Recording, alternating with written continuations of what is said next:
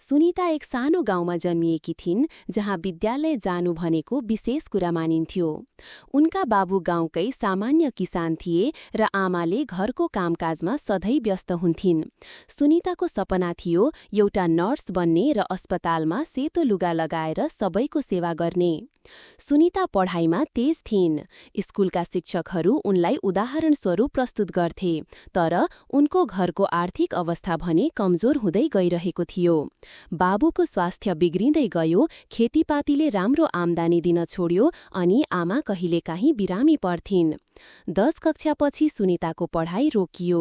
घरको अवस्था कमजोर थियो र बाबुले भने, छोरी अब तैँले पनि घर सम्हाल्नुपर्छ। उनी कराउँदै सहर गइन् आफ्नो सपना पूरा गर्न, परिवारको बोझ घटाउन। काठमाडौँमा उनकी ठूलो दिदी पहिलेबाट नै काम गर्थिन्, एउटा गार्मेन्टमा। दिदीले उनलाई एउटा सस्तो डेरामा राखिन् र काम खोज्न सहयोग गर्न थालिन्। तर काम पाइएन। गार्मेन्टमा जागिर खान सिफारिस चाहिन्थ्यो, कलेज पढ्न पैसाको जोहो थिएन।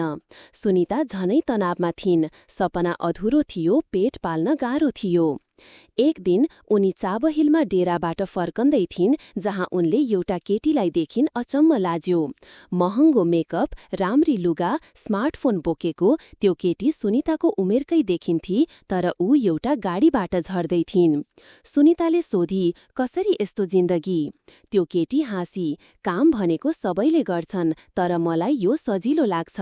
पैसा आउँछ अनि म आफू स्वतन्त्र छु। उसको नाम थियो रेशमा।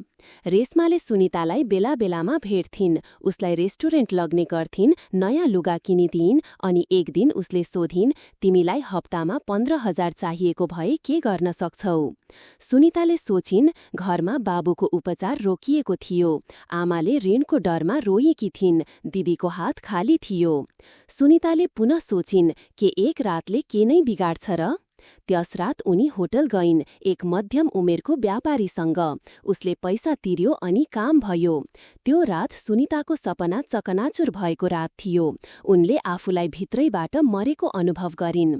तर बिहान हातमा 15,000 थियो अनि घर फोन गरिन्, आमालाई अस्पताल लैजानु, म पैसाको जोहो गर्छु। दिन बित्दै गए। यस्तो काम उनको लागि सामान्य बन्न थाल्यो, कहिले रेस्टुरेन्टमा, कहिले होटलमा, कहिले गाडीमा। उनका ग्राहकहरू धनले भरिएका थिए, तर आँखामा कुनै भावना थिएन।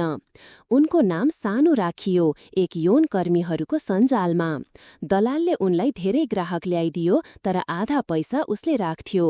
सुनिता बाहिर मुस्कुराउँथिन्, तर भित्र सधैँ आँसु पिउँथिन्। उनीसँग सुन्दरता थियो, जवानी थियो, तर आत्मा बेचिएको थियो। एक दिन उनी आफ्नो पुरानो स्कुलतिर गइन्। त्यहाँ देखिन् उनको पुरानो साथी अञ्जली, अहिले नर्स बनिसकेकी थिइन्। अञ्जलीले भने, तिमी कहाँ हराएको? सुनिता हाँसी, जिन्दगी अलिक फरक मोडमा गयो। कोरोनाको समय आयो, काम ठप्प भयो, होटल बन्द, रेस्टुरेन्ट सुनसान। सुनिताको आम्दानी शून्य भयो। उता बाबु बितिसकेका थिए, आमाको औषधि चलिरहेको थियो। रेशमा पनि गम्भीर बिरामी भइन्, पछि थाहा भयो उनलाई HIV भएछ। त्यसपछि सुनिताले सोचिन्, अब यति हो, म फेरि फर्किन सक्दिन। तर एक संस्थाले उनलाई उद्धार गर्यो, महिला अधिकार र पुनर्स्थापनाको लागि काम गर्ने एउटा NGOले। सुनिताले उपचार गरिन्, काउन्सेलिङ लिइन् र सिप तालिममा भाग लिन थालिन्। उनले सिलाइ कटाइ सिकिन्, पछि ब्युटी पार्लरमा जागिर पाइन्। ती दिनहरू अझै सम्झिन्छन्, जहाँ आत्मा बेचेर पैसा कमाइन्थ्यो। अबको पैसा सानो छ, तर सन्तोषले भरिएको छ। उनको उद्देश्य छ यस्तै अवस्थाको युवतीलाई बचाउने, उनीहरूले आत्मसम्मानसहित बाँच्न सकुन्।